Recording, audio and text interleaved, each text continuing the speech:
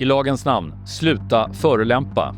Vem vill ha en svastika i bröstfickan? Och så undrar vi om du är redo att gå ut i krig för Sverige. Det här är 2026 års första Mammons rike. The kingdom of Mammon, economics, pop culture, finance, Mammons rika. Nytt år, ny studio, samma fräscha panel. Agri Ismail, Åsa Linderborg och en på nytt född Fredrik Strage, direkt uppstigen från sjukhussängen på IVA. Välkomna ska vi säga. Men det är så skönt att se Fredrik. Det är skönt att se Fredrik. Det är så underbart. Du ser stark ut. Ja. Tack. Nej, du är sketasnygg är du, Fredrik. Jag fick en karotisk dissektion. Det låter som ett death metal-band, men det är en blödning på halspulsådern och ett förstadium till stroke.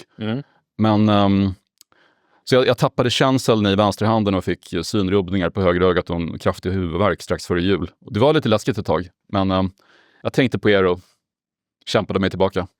Jag tycker du ser stark ut och du ser glad ut. Jag får inte bli för upphetsad eller för arg. Okej. Hur klarar man av att leva i den här tiden då? Men allvarligt talat, har det på något sätt förändrat dig det här? Din syn på världen och livet? En vän sa att jag uppvisar oroväckande hippie-tendenser. När jag kom ut från Karolinska så var jag helt uppfylld av glädje över att vara vid liv. Och jag stod där och tänkte, jag tittade rakt framför mig och tänkte vad fantastiskt det är att det finns liv. För jag menar, hela rymden är bara tom och mörk och svart. Liv är ett undantag. Och tänk att det fanns liksom små encelliga djur som utvecklades och klev upp på land och till slut byggde något så vackert som Hagatornen. Jag stod och stirrade på Hagatornen i en halvtimme och tänkte, det är otroligt att de finns. Ja. Vilken grej. 2 mirakel. Ja. Så Hagatornen blev som en symbol för hela mänsklighetens framgångar för mig. Fick du morfin när du låg där inne? Jag hade fortfarande morfin i kroppen. Ja, jag skulle säga det verkar så. Men har du dödsångest? Nej, men den kommer en vecka senare. Ja. Men idag menar jag. Idag? Nej. Jag är full av entusiasm. Åsa, jag kopplar direkt över till dig. Du återkommer ju ofta till det här med åldrandet. Har du dödsångest? Nej, det tycker jag inte att jag har. Men om man är snart 58 som jag är, då hänger ju åldrandet och döden ofta ihop. Det är ju slutpunkten på det som jag är med om nu. Nämligen åldrande. Så klart jag tänker på döden. Du tänker på döden men du har inte ångest för den? Nej, det har jag Läser inte. du dödsannonser? Typ DN, kollar du om det finns någon du Ja, känner? det gjorde jag när jag hade papperstidningen, men sen har jag slutat med det. Men jag är inte rädd för döden, men jag tycker väldigt, väldigt mycket om att leva. Men vadå, är det någon slags indikation? Ja, men alltså när man börjar känna folk i dödsannonserna, då har man ju kommit närmare döden själv, tänker jag. Har Nöjesguiden börjat med dödsannonser än? Det tror jag inte. Jag läser dödsannonserna väldigt noggrant. Speciellt de här runorna tycker jag ofta är fascinerande.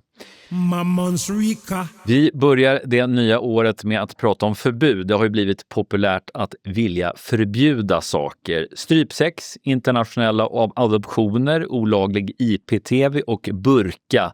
Det är några av de företeelser som just nu föreslås att förbjudas. Och räkna med fler förbudsförslag.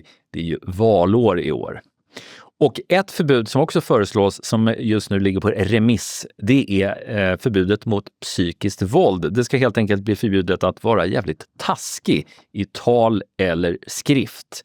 Agri, jag tittar på dig som är jurist. Det här låter väl rimligt? Ja, eller hur? Nej, men det är ju någonting med sådana här lagar som är väldigt svåra att formulera korrekt. Jag tänker att det Gunnar Strömmer har sagt är att han vill åt någon slags psykiskt våld i nära relationer. Och där finns det ju fall där en gaslighter, den andra har någon slags psykisk kontroll över den. Och det är möjligen så, jag tror inte det, men det är möjligen så att ett solklart sånt fall skulle falla mellan stolarna för det inte finns ett lagrum som täcker det. Men hur formulerar man det så att det inte blir, som du säger, olagligt att vara taskig mot någon? Och så vad säger du? Tycker du att det behövs ett förbud mot psykiskt våld? Nej, men jag tänker precis som Agri att det är väldigt svårt också att bevisa det. Alltså det är svårt nog bara att bevisa en våldtäkt. Det betyder ju inte att det ska vara tillåtet att våldta. Men det här faller in under det där som jag tycker är livet där staten och juridiken faktiskt inte ska kunna gå in och reglera. Så vi har den här idén nu om att polisen ska liksom lösa alla våra problem, eller staten. Och det här är ett sånt fall där jag inte tycker det, utan så här ser det ut i relationer ibland. Och då får man försöka lita på att det kan finnas annan hjälp som man kan få att bryta sig loss från en dålig relation. Men det är inte så att man ska ringa polisen, tänker jag. Ja, vad Det är tänkte du? fascinerande att det här är ändå Moderaterna som i många år hade devisen att ju färre lagar desto bättre. Nu är det snarare tvärtom. Ju fler förbud vi kan införa, desto bättre blir samhället. Kanske ett litet förtydligande. Jag sa att det ska bli förbjudet att vara taskig. Det är ju kanske att bagatellisera lite. För alltså vad det handlar om, det står här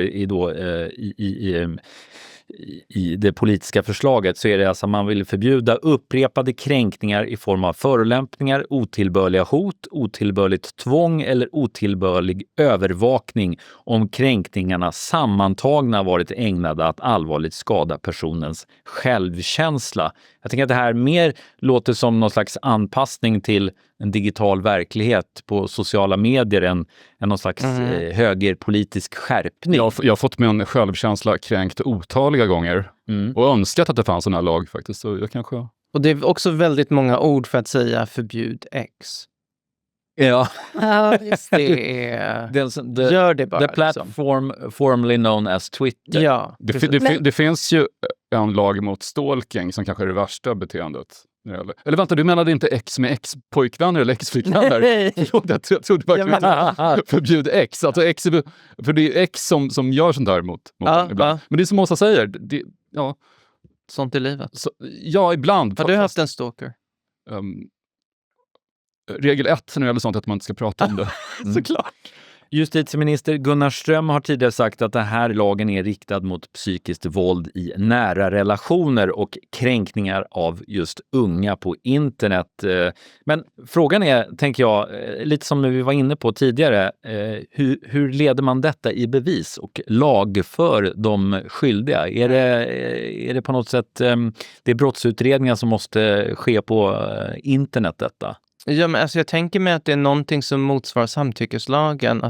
För det blir ju ord mot ord.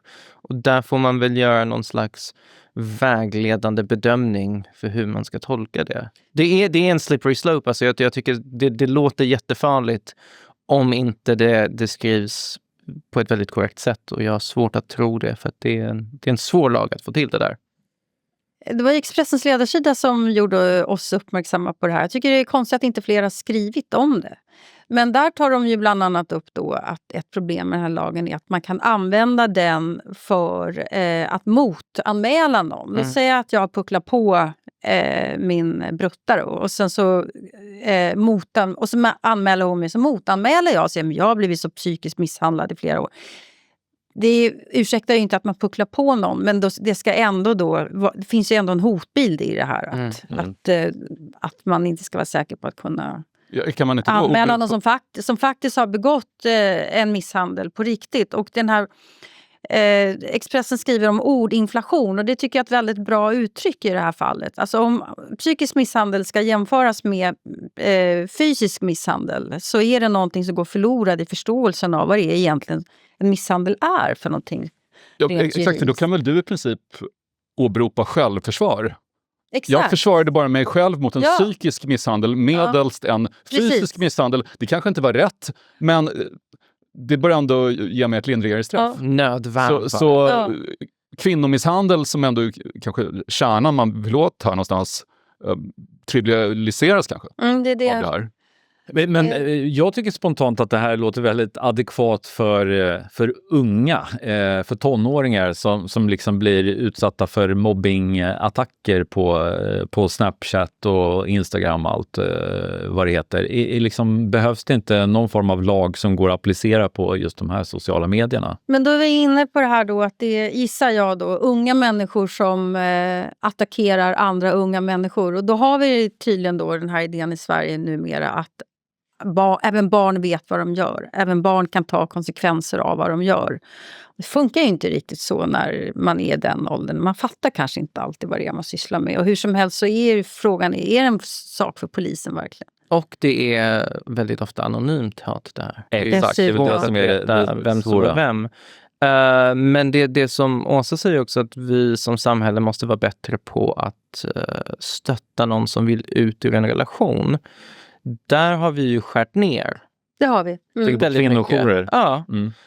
Så istället så gör vi det olagligt för männen att bete sig så här utan att se till att det finns det stödet. Jag tror att det är viktigare att det är lätt för någon att ta sig ur en relation än att den personen kan polisanmäla sin partner. Men jag tänker alla ni tre här som i varierande grad är liksom offentliga personer, ni har ju blivit väldigt alltså man har ju skrivit elakt om er på diverse sociala medier. Men det är en del av jobbet. Det är definitivt måste man tåla det? Nej, Inte det som... Okay. men jag tycker att det är viktigt att skilja på hat och hot. Alltså man kan ju vara hotad, jag har levt med säkerhetsfönster. Ska ingen behöva göra. Men att vara hatad är någonting annat. Har man en stor byline, får man sitta i sånt där program och snacka. Har man plattformarna, betalt för det dessutom, då får man ju faktiskt räkna med att man irriterar folk. Och det är klart att det ligger i demokratin att man ska kunna kalla såna här stora bylines som oss för ganska mycket faktiskt. Och jag blir rätt provocerad när journalister är ute och pratar om hat och hot som en samlad sak. Därför att det kommer ju att leda till lagstiftningar som begränsar yttrandefriheten. Och det vill ju inte vi journalister ha egentligen. Men vi bidrar ju till det genom att inte kunna skilja mellan hat och hot. Jag kan känna mig väldigt hatad när folk skriver att jag är medelklass och bor på Söder. När jag faktiskt är övre medelklass och bor på Kungsholmen. Det är så här små stick som till slut så tappar man det. Mammons Rika. Hej, Katrin Kielos här. Tycker du att det snackas för mycket om populärkultur och för lite om tullar och obligationer? Börja lyssna på Världsekonomin istället med mig och Claes Molén. Nytt avsnitt varje torsdag på efn.se och i EFNs app. Mammons Rika. Vi ska hålla oss kvar inom brott och straff men beger oss djupt in i Värmland. För där, djupt in i skogen utanför Storfors, ligger internatskolan Lundsberg som vi tidigare med viss förtjusning talat en del om här i Mammons rike. I höstas då dömdes 4 elever på skolan för misshandel. Nu inväntar skolledningen, elever och föräldrar Skolinspektionens beslut. Kommer skolan tvingas stänga eller kommer Lundsberg få fortsätta bedriva skolverksamhet? Åsa, vad tror du? Kommer de stänga den här skolan? Nej, det tror jag inte.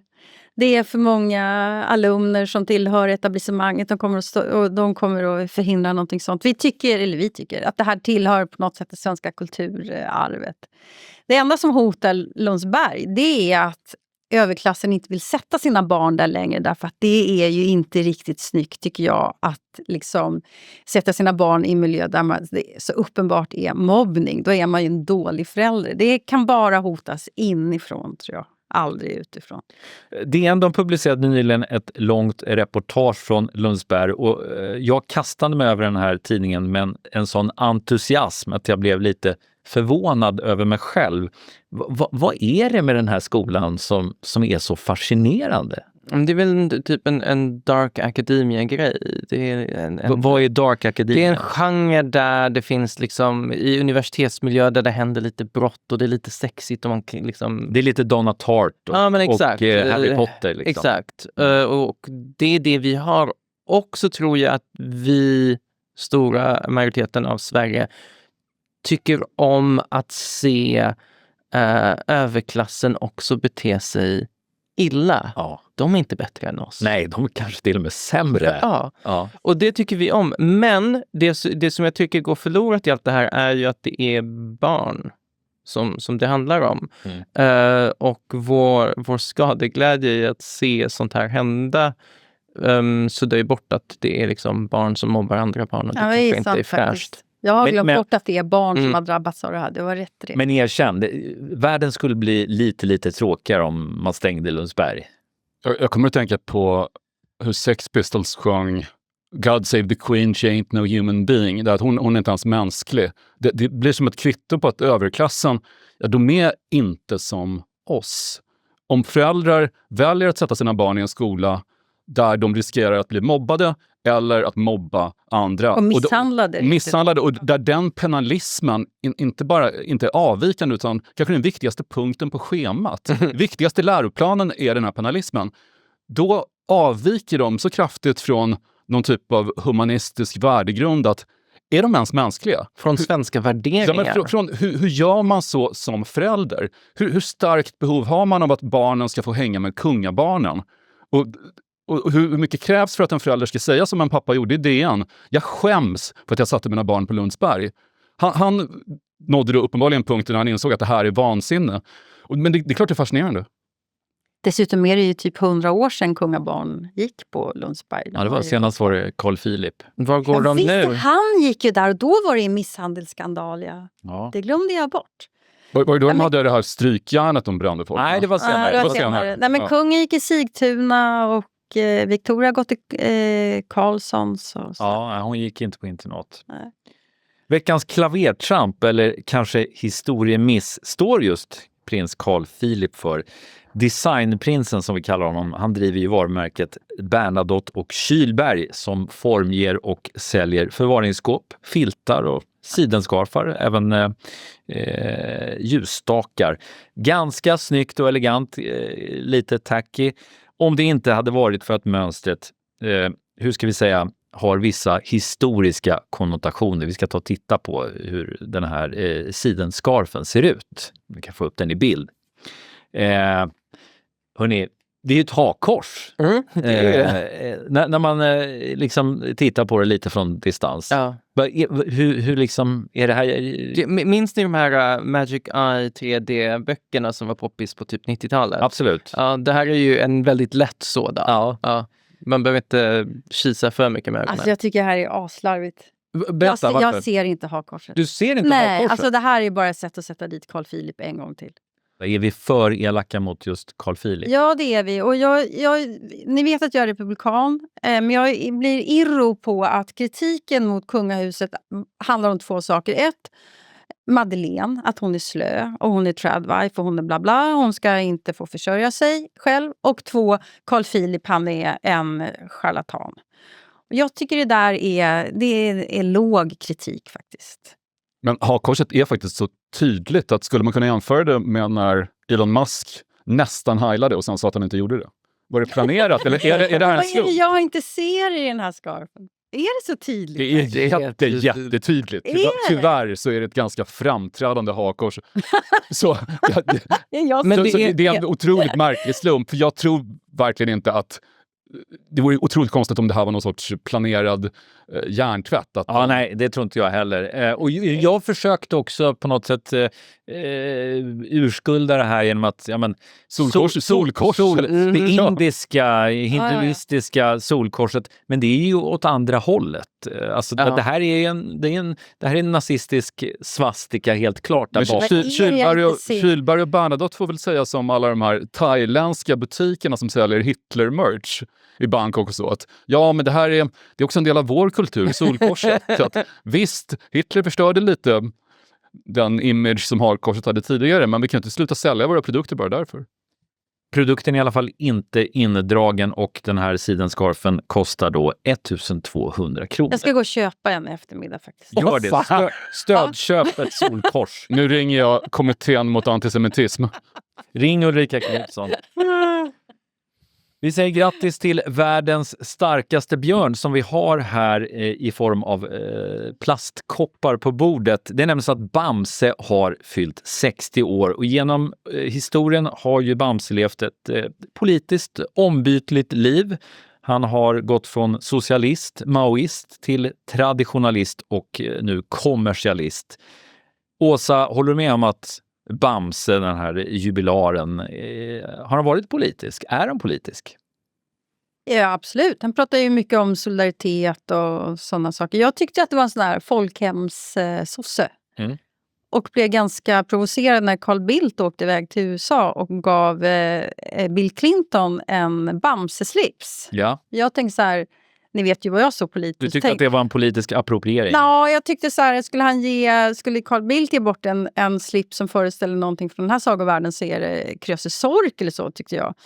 Idag ser det lite annorlunda när USA vill ta Grönland och så vad Bamse säger är att den som är stark måste också vara snäll. Så då får ju den där slipsen en annan betydelse. Bamse, han har ju idag egen nöjespark på Kolmården och säljer tandkräm, shampoo och kläder. Vad tror du att 70-talets Bamse hade sagt om 2020-talets Bamse om han kunde se... 70-talets Bamse som var maoist. Det stod i Bamse 1983 att det var en hyllning till Maos Kina. Det stod att efter 1949 så har man delat lika på maten så att ingen behöver svälta. Hur många svalt ihjäl i Kina på 50-talet? Det var några miljoner. Ja, det var 30-40 i alla fall. Men vad skulle Bamse säga nu då om att kommersialiseras? Vet du vad? Jag är lite trött på att man kritiserar socialister för att de säljer saker. Jag hörde någon som sa att men hur kan Refused sälja t-shirtar för 300 kronor på sin turné? De skriver socialister.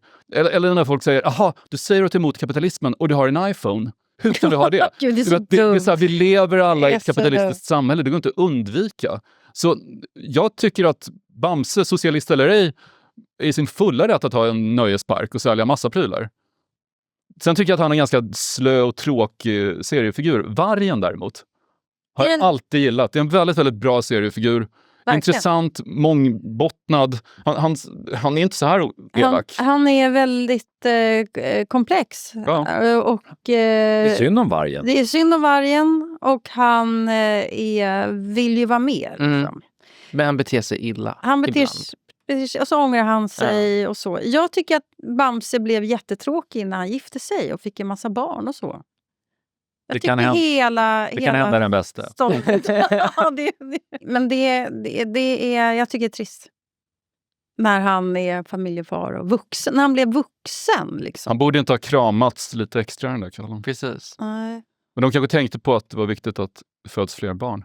Tillväxt är viktigt. Tillväxt och nativitet är viktigt. Keep watching the kingdom of Mammon. Keep watching the kingdom of Mammon. Hörrni, vad händer tredje veckan i januari varje år? Jo, då samlas högt uppsatta militärer, försvarsanalytiker och politiker för att klä sig i varma, lite mysiga kläder. Jag har alltid varit fascinerad av politikernas klädval under Folk och Försvar i Sälen. Kommer det liksom så här skriftlig inbjudan där det står klädsel, vintrig och avspänd? Har ni tänkt på det här? Nej. Nej. Det borde ta uniform istället allihop. Ja, men militärerna har ofta uniform, men politikerna de sätter på sig någon liksom mysig kofta eller en flis eller liksom någon lusekofta sådär och är tillkämpat avslappnade. Ja, prepper Davos estetik. Liksom. Exakt, prepper Davos. Och de tar så här gröna stickade tröjor med så här små lappar på axlarna som Zelensky gör. Det ser militant ut men ändå lite casual Friday. Ja, man får själv för sånt på i Vita huset liksom. Nåväl, budskapen från Sälen är ju annars tydligt. Hotbilden är stark och Sverige behöver fortsätta rusta upp sitt försvar. Och det här sammanfaller då med att försvarsalliansen NATO skakar i sina grundvalar. USA vill annektera Grönland och hotar Danmark med åtgärder. Åsa, allt skulle ju bara bli enklare om vi gick med i NATO. Det sa jag inte nej. Det var inte mig jag pratade med. Det var en retorisk fråga. Men det här, vi som var NATO-kritiker, jag var en av dem, är fortfarande varnade ju för just det här. Och jag lyssnade inte på dig. Jag heller. NATO-medlemskapet känns plötsligt lite som när jag hade bott 10 år i Stockholm när jag fick ett Café Opera-kort. Jaha. Och när jag växte upp i Linköping tänkte jag alltid att om jag en gång får ett Café Opera-kort då kommer allt vara tryggt och bra. Jag tänkte likadant om NATO. Och nu, det här Café Opera-kortet som jag fick runt millennieskiftet, jag gick aldrig dit. Det var inget intressant som hände på Café Opera alls. Och nu är Sverige med i den här klubben där, som är då i sitt sämsta läge någonsin. Och det kanske inte var så bra idé egentligen. Finns anledning till självkritik här. Ja. Med all respekt, Agri och Åsa, men det är nästan ingen människa i Sverige som kan dra just en sån parallell. Café Opera och NATO. Då låter jag lite världsfrånvänd här. Nej. Vad var Café Opera-kortet? Du kunde gå dit när du ville? Ja, jag kunde gå förbi kön och dricka överprissatta drinkar och lyssna på horribla house-DJs. Närmare efter tanke så, gud, det var ju precis då som typ Avicii började spela. Du missade Avicii på grund av din snobbism. Ingen snobbism, precis. Men Fredrik, skämt åsido, hejsan hoppsan, skoj med Café Opera. Är du rädd för krig? Jag är inte rädd för... Jag är rädd för många små krig. Jag är rädd att EU brakar ihop och att Europa återgår till att göra det som vi har gjort i tusentals år, det vill säga slå ihjäl varandra. Att det blossar upp små konflikter som på Balkan och att vi får ett nytt 30-årigt krig eller något sånt. Det är jag rädd för. Att Europa upprepar gamla idiotier. Mer än att Ryssland invaderar. Agri, vad säger du? Om vi nu skulle få en krigssituation, angrepp från främmande makt, är du beredd att försvara Sverige? Ja, men jag kuggade ju mönstringen. Så jag kuggade det psykologiska testet och jag vägde 45 kilo så jag kunde knappt bära ryggsäcken. Så jag fick spendera min mönstring att kolla på filmen Cliffhanger i Karlstad. Ganska bra film om att kämpa ändå. Ja, precis. Ja. Men jag har skrivit på ett litet dokument att om kriget eller krisen eller vad det nu är ska komma, då är jag Då står med. det på post. Ja. Jag skrev någon DN-krönika om att jag skulle sticka från landet för att jag inte bryr mig. Och nu känner jag, efter de här 3 åren av ryska vidrigheter, 4 år av ryska vidrigheter i Ukraina, så jag kände sånt förakt mot hela det landet att jag skulle stanna och jag vet inte om jag kan slåss, men jag kan dränka dem i blod från min trasiga halspulsåder. Jag undrar bara vad vi gör om USA tar Grönland. Hur ska vi tänka militärt då? Jag tror väldigt mycket på hemvärnet. Hemvärnet har vunnit alla krig sedan Vietnamkriget. Afghanistan var ju hemvärnet kan man säga som slog. Alltså det är ju en beväpnad befolkning. Det småskaliga kriget, beväpnade civilbefolkning. Och jag hoppas att jag är en av dem som skulle skjuta. Jag är beväpna mig. Jag hoppas att jag är en sån. Jag tror mig om att kunna vara en sån. Jag är glad att jag är journalist därför att då har jag ju en placering. Jag vet vad jag ska göra om det blir krig. Vad ska du göra då? Jag åker till jobbet. För det är min uppgift att rapportera vad som händer. Och det är otroligt skönt att ha ett sånt jobb. Och veta det. Åsa, hon åker till jobbet. Vi ska se vad mannen och kvinnan ute på gatan hade att säga i frågan. Är det här verkligen något att försvara? Sverige, Stockholm, Sergelarkaden. Det ska vi snart få svar på. Är du beredd att försvara Sverige med vapen i hand om vi blir angripna? Ja, det är jag. Men du är ju tjej. Tjejer ska ju inte kriga. Jag skulle säga att kvinnor är mycket kapabla till att kunna försvara Sverige. Inte i fält. Nej, inte i men fält. på andra sätt, absolut. Inte med vapen i hand. Nej, det är med inte vapen. min grej, tror jag. Du ser lite ut som en syltrygg. Du skulle väl lägga benen på ryggen om ryssen kom? Det hade man kunnat tro. Men absolut, vi som lever här, vi måste uppskatta tryggheten. Vi måste ta hand om samhället. Allt man har är ju här liksom. Så jag hade ju definitivt ställt upp. Ja, för min nästa fråga. Vad är det ni är beredda att försvara? För mig är det nog mest anhöriga, vänner och familj. Självklart så gör jag det för demokratin också. Den är väldigt viktig. Men främst familj och vänner. Kultur, människor. Verkligen. Sveriges kultur alltså. Ja, det är väl det. Varandra. Påfallande många alltså, som är beredda att försvara Sverige. Det kom en undersökning för några dagar sedan som visar att unga män i förorten, det är de som är mest benägna. Utsatta områden. Det är de som är mest benägna att försvara Sverige. Om någonting händer. Och det här är ett sånt up yours till alla som tror att de inte är svenskar eller inte vill försvara Sverige eller att de vill hota Sverige eller vad det nu är. Precis, det Åsa hänvisar till det är alltså för att förra veckan kom det en rapport från opinionsundersökningsföretaget Indikator Opinion som alltså gjorts i samarbete med Järvaveckan. Och just det som framkommer där är att dels är oron för krig större i socialt utsatta områden. Och en betydligt högre andel av befolkningen är beredd att försvara Sverige i händelse av angrepp. Och just den här mannen som jag pratade med vid Sergels torg, han kom alltså från Afghanistan. Han visste vad krig innebar. Han sa att det är fruktansvärt. Man kan inte föreställa sig hur fruktansvärt det var. Men han var beredd alltså att med vapen i hand om så krävdes skulle han försvara Sverige. Men alla förlorar allting igen. Ja, exakt. Man kan ju inte fly en gång till. Jag tror också på hemvärnet som Åsa säger, men de kanske behöver förstärkning av den stryktåligaste, mest ihärdiga gruppen på den svenska arbetsmarknaden, det vill säga Foodora-buden. Ja, just det. Om man kunde få dem att engagera sig, för de kan ta sig fram i vilket väder som helst. Ja, just det. Ja, det är good point. Gömma hemliga meddelanden i påsarna. Jag tror inte de ska ha rosa jackor på sig. Ordonanser. Men Agri, den här undersökningen då som visar just att folk i socialt utsatta områden är mer benägna att liksom försvara. Är du förvånad över det? Nej. Det jag ser framför mig, det är typ någon slags Asterix-liknande värld där typ ryssen har tagit hela Sverige, men mitt i det här så finns det Rinkeby som är det enda fria Sverige och därifrån slåss vi liksom. Alla vill bo i Rinkeby. Alla vill bo i Rinkeby. Tänk om man skulle omringad av romare, ryska orker. Precis. Nej, men jag är inte jätteöverraskad. Som sagt, man pallar inte fly en gång till. Det man har vill man hålla fast vid. Det finns ju komplikationer med att flytta. Så om man inte har ett svenskt pass så är det inte så att man kan bara dra till annat EU-land. Så det är klart att man till alla pris vill behålla den stabilitet man ändå har här. Men om vi ska vara realistiska så är väl... Jag tycker också att det liksom doftar krig. Liksom. Men jag tror inte att det blir med marktrupp och så där vi bor. Jag tror inte det kommer utspela sig i Europa. Jag tror det är på haven. Alltså Svalbard, kanske runt Grönland, Stilla havet, Taiwan och allt där. Alltså Ukraina är ju intressant för att det var så retro det kriget. Det är väldigt retro. Men jag tror inte att det är det som väntar oss som bor här. Utan det kommer ske till sjöss.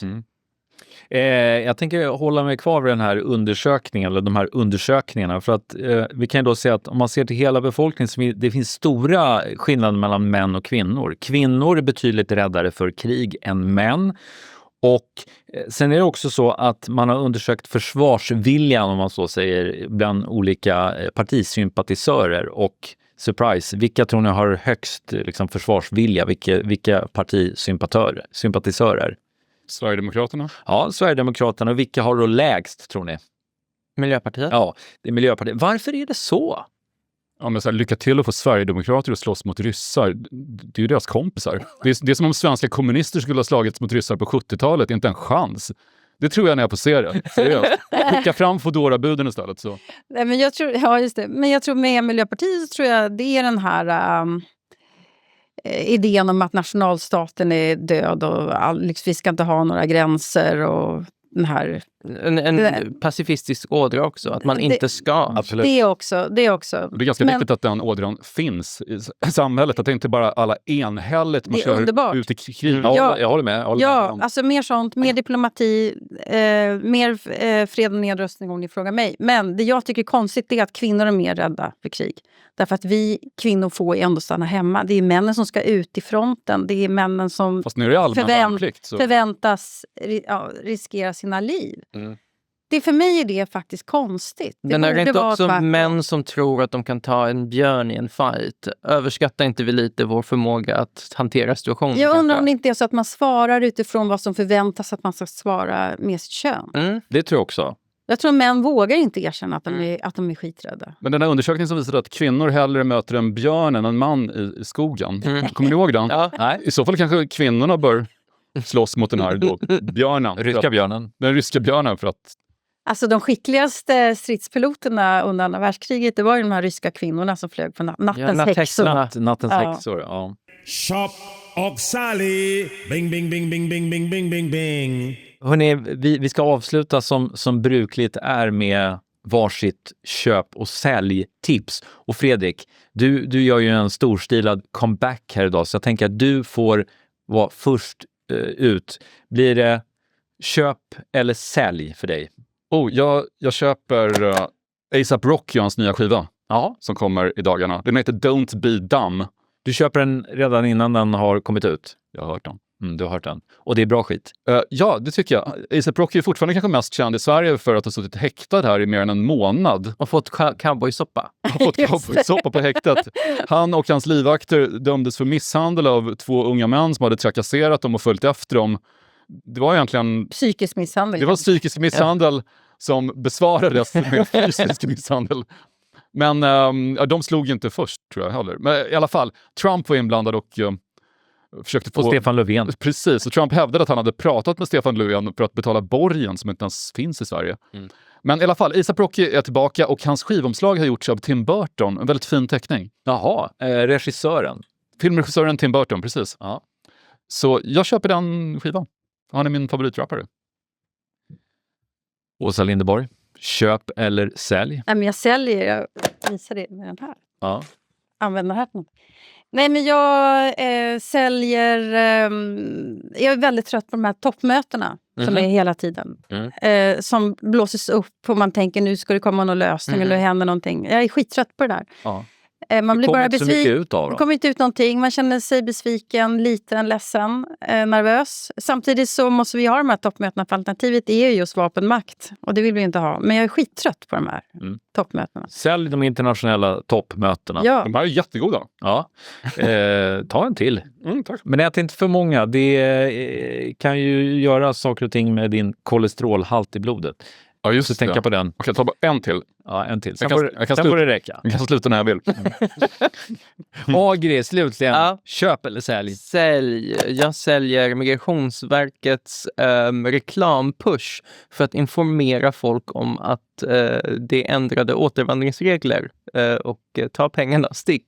Och de har liksom gjort de här på sociala medier som har de valt att det ska riktas till, enligt Dagens ETC, ska riktas till folk som har arabiska eller pashto som ett av de språken de talar. Och jag tänker bara, du kommer hem efter en lång dag, kneg i Sverige i det här vädret som inte syns just nu, men det är kallt och blåsigt och snöigt. Och du sätter dig ner och du har en halvtimme av Instagram-scrollande och så kommer en riktad annons till dig från Migrationsverket. Vi vill att du ska åka hem. Ja, men du, dra. Står det verkligen så? Ta pengarna Nej, och stick. det är typ... vill du veta mer om återvandring?